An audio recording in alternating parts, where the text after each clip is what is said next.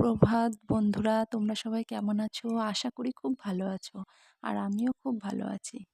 দেখো আমি সকাল সকাল ফুলগুলো তুলে নিচ্ছি। দেখেছো কত ফুল আমাদের গাছে? ওইদিকে আরও রয়েছে।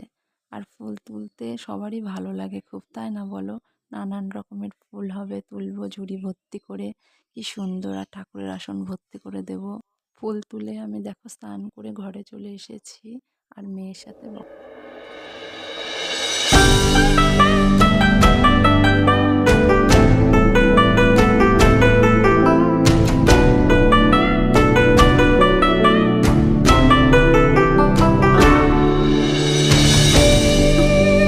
তারপর ভাবলাম মেয়ে তো উঠেই পড়েছে, বিছানার চাদরটা তাহলে পাল্টে নিই।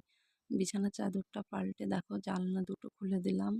জানলা খুলে দিয়ে বিছানাটা গুছিয়ে টান টান করে নিলাম, আর মেয়ের সঙ্গে বক বক করছি। তা বক বক করতে করতে আমার বিছানাটা গোছানো হয়ে গেছে।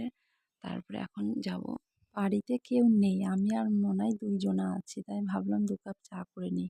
চাটা যে আমরা রোজ খাই তা না, নেশা না। ওই যখন ইচ্ছা হয়, যেদিন ইচ্ছা হয় সেদিন করে খাই। চাটা করে নিয়ে ঘরে চলে আসলাম। পর মনাইকে বলছি চাটা খেয়ে পড়তে বসো, ওর বই টইগুলো বের করে দিলাম।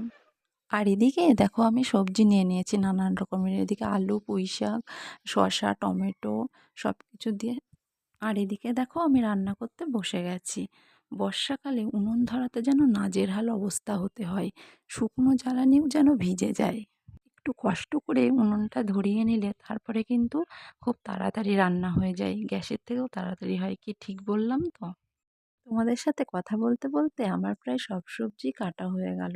এখন আমরা ওগুলো কেটে নিয়ে তারপরে রান্নার দিকে।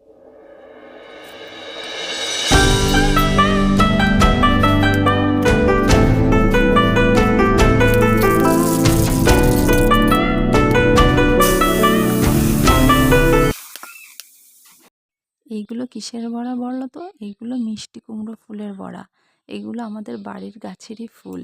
সকালবেলা তুলেছি। তারপর আমি পুঁই শাকের তরকারিটা বসিয়ে দিয়েছি। দেখো এখন লবণ হলুদ দিয়ে একটু নাড়াচাড়া করে দেব। আমার এই মিনি ব্লগটা তোমাদের ভালো লেগে থাকলে প্লিজ লাইক, কমেন্ট আর সাবস্ক্রাইব করে দিও। আমার এদিকে সব রান্নাবান্না কমপ্লিট। এদিকে রয়েছে টক ডাল, কুমড়ো ফুলের বড়া, পুঁই পাতার বড়া, আর এদিকে ঘ্যাট আর সাদা ভাত। টাটা বন্ধুরা, সবাই ভালো থেকো।